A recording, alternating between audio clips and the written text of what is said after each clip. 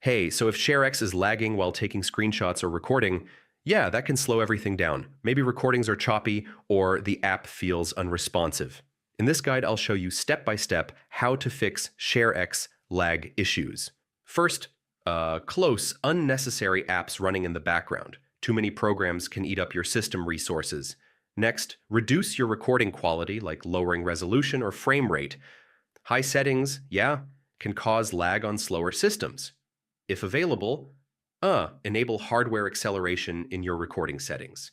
This helps offload work to your GPU. Make sure your graphics drivers are up to date. Outdated drivers can cause performance issues and lag.